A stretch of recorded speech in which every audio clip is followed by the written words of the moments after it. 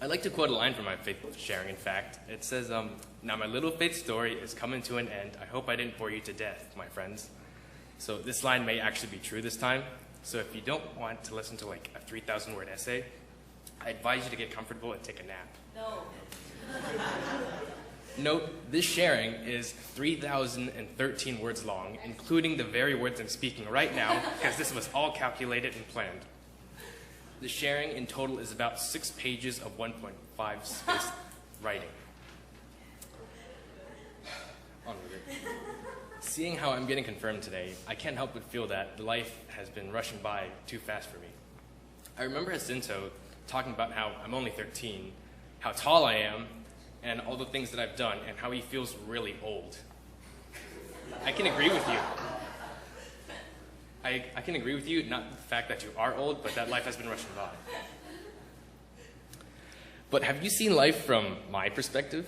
Like, I seem to remember talking with Amy Ma just a couple of days ago, but that was, in reality, well over 2 years. Furthermore, my faith sharing was well over a month ago. It was in November 20th. And it just doesn't seem as far away as it is. I feel like Pastor asked me to get confirmed just yesterday, not to mention that my entire winter break has just drifted by. I have to go to school tomorrow too, which is a shame. My entire break was only 10 days, only the weekdays, and the snow trip took up 30% of it, and left me about 2 days to write this entire confirmation. The snow trip went by way too fast for me as well. There was a couple things that I didn't do that I went there for. One of them was building a snowman. But the main thing I didn't feel like really happened for me was the deepening of connections between me and the other members of the youth group. This was something I regret not doing, and I ponder whether or not if I was a different or more outgoing person might have changed. I feel like me as an introvert had a hard time questioning, approaching, and getting to know my peers and fellow members. I guess going through confirmation makes me a part of the CCUMC community officially, and bonding and making connections with other members will be a part of my quest towards an ultimate goal that doesn't exist. Again, with life rushing by, many things have gone by without me even noticing it happened in the first place. Being asked to get confirmed itself was a blur to me, and I don't quite understand why I need to be confirmed. But I guess I'll figure that out as I go along my journey. Amen. With an unknown destination. Another thought that I'd like to share a little about is the morning devotional that Leon led on our last day of the snow trip. I hope you don't mind if I share a little about it. His message revolved around Psalm 46, verse 10, "Be still and know that I'm God." ... The message was perhaps that stillness and silence isn't such a bad thing, but rather the opposite. We had already spent 3.5 days on the snow trip, and not once did I stay still and take a look at my surroundings. The wooden, 6-story tall cabin, the evergreens scattered among the icy landscape, the snow-capped mountains that line the horizon. Sometimes when life is rushing by, we don't notice God speaking to us. Not once did I stay still and listen to God. But now I invite you to listen closely. But I may not be God, but hopefully you can catch a glimpse of God in me and what he's trying to tell you. One last thing to share, specifically to the members that went on the snow trip with me, is that if you remember the timeline that we drew out and how we wrote at different events that happened throughout 2015, and we were supposed to describe our timeline with one word or a couple, and I figured you all thought I was crazy when I described my timeline with car crash. I hope that maybe if you reflect upon those words, and how it might correlate with what I've just shared about life rushing by, that it might make a little more sense to you. And to Leon, no, I did not get into a real car crash, and no, I am not injured. Thank you for caring, though. It also reminds me of Pastor's accident earlier in December. It was like earlier mid, but I'd like to mention that I'm glad nothing serious happened, and I can relate to the current events in my life, and how I could hope to survive unscathed as you did. If you guys can't tell, I'm already shaking. I don't remember half the things I've shared. And I'll just continue along with a few points I've been prompted to talk about. I'd like to start off with giving you a definition of what a confirmation is, in my own words and according to me. A confirmation is a process in which a person who accepts the duties of becoming a member of the church and confirms or clarifies why they would like to do so. They should list a couple of things that have changed, how and why. First, I want to share about how me, myself, and I have changed through my faith, my spirit, and as a person. A wise photographer once told me that making friends was kind of a hard thing to do. He told me that the only way to make friends was to make yourself vulnerable, which we talked about in Sunday school as well. I didn't like what he told me, but I definitely understood what it meant. This was going to be much harder than I thought it would to be able to make friends. From how I interpreted it, it means that we as humans naturally have like a hard shell, not physically, but emotionally. I guess skin kind of counts, doesn't it? Yes. But to get to know someone, you really have to break through that shell that leads to their feelings, and then you can get to know them. I am not good at that. I may be strong physically, but to crack open a shell that leads to a person's heart and mind is something beyond my strength. This probably contributed to why the fact that making relationships and bonding with my fellow youth members was so hard for me. Although I should share what has changed, I feel like maybe setting a goal of what I want to change should be the first step to understanding how change works. The first thing that I really want to change is probably my attitude towards other people. I tend to be icy cold towards people when I first meet them, and probably intimidating.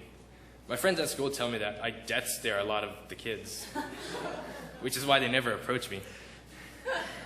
I didn't really feel for that, and I didn't really care, but I guess this is the turning point in which I will.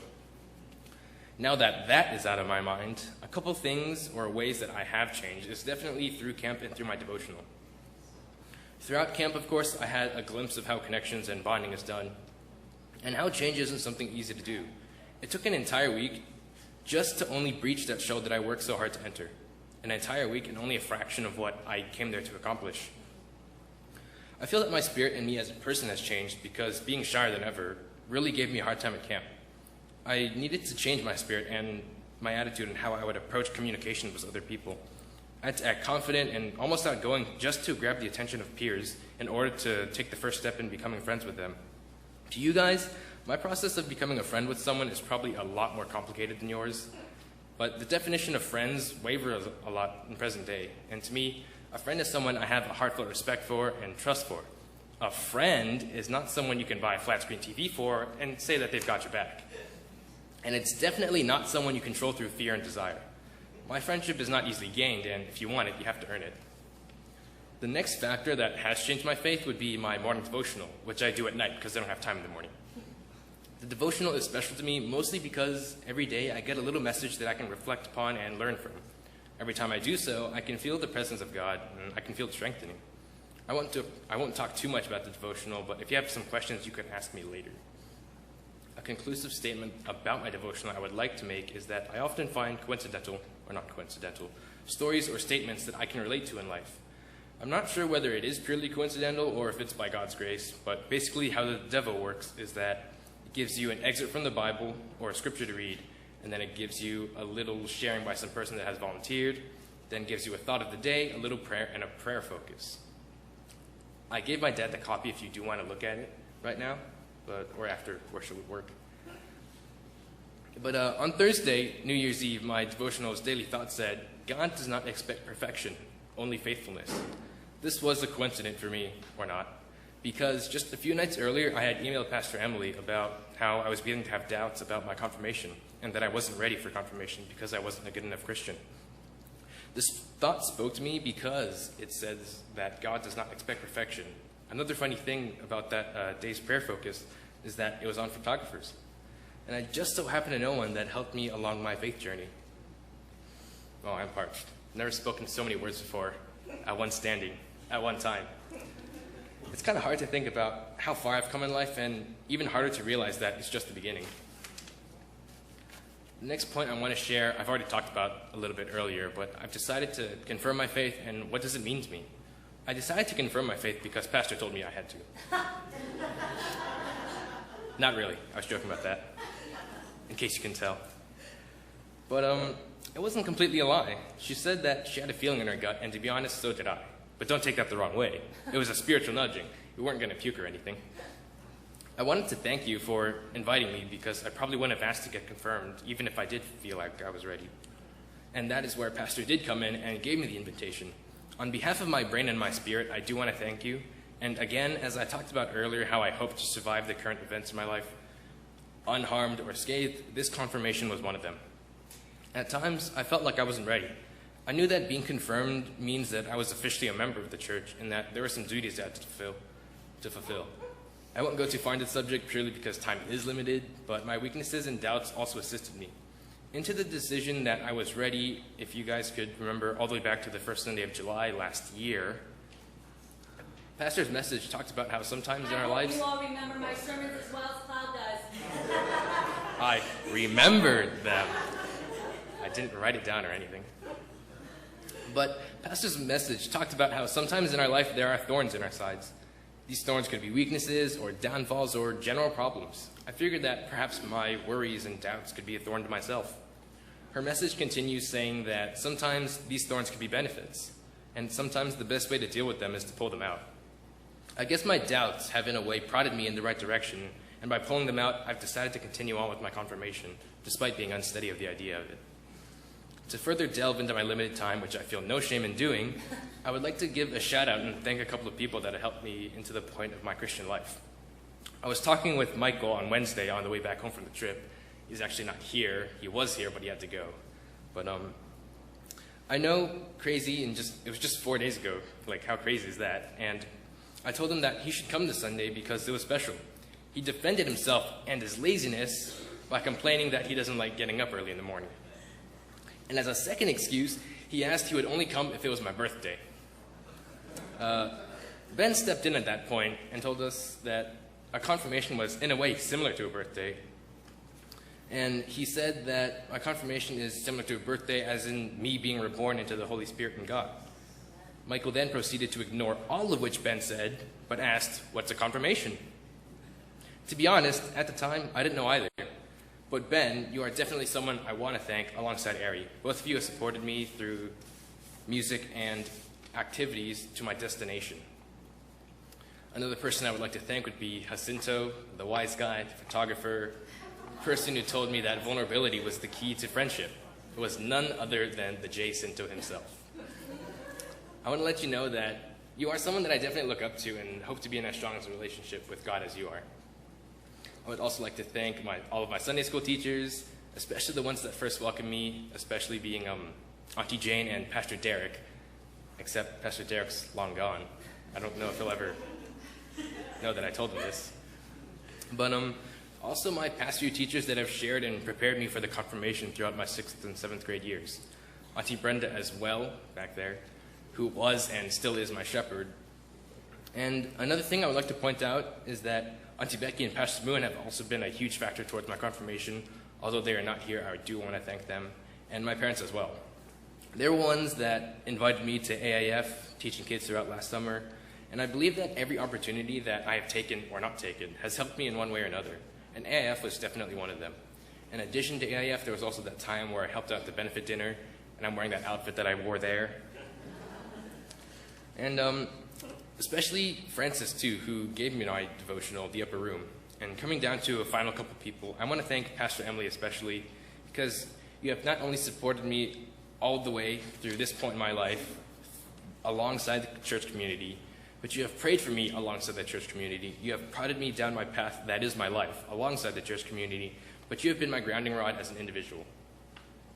The final person I would like to thank has not only set off an unexpected chain in my life, but has changed my life with ease.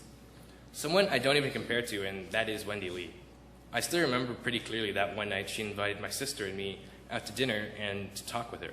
That started the chain that set off everything. I was 12 when I had my epiphany about my faith, and without her, I would not have been within 1,000 light years to where I'm standing right now. Not as in the sanctuary, but as my life as a Christian and as a person. Although I have indeed transformed and changed a lot, for once, I feel like the race of life is finally over. I know this is not true, because I'm not going to die or anything, but there were some times where I felt the lifelong race and the fatigue that came with it is a connection, and those are the times where I feel doubtful and hesitant. But if I can set a goal to where I want my faith to take me, and how I want it to change, I'll have something worth finishing my lifelong race for. This is where the term car crash comes into play. My life has been speeding by, and all of a sudden, everything has slowed down. It kind of stopped. I can hear God calling to me to an act that will seal my faith, being this confirmation with Him and the community. My confirmation marks a spot in my timeline where I've just sped by and suddenly stopped, just like a car crash. As my final declaration, I want to let you know that this sharing was not written by me, or my hand, or my brain, but rather written by my heart and soul. Thank you for listening.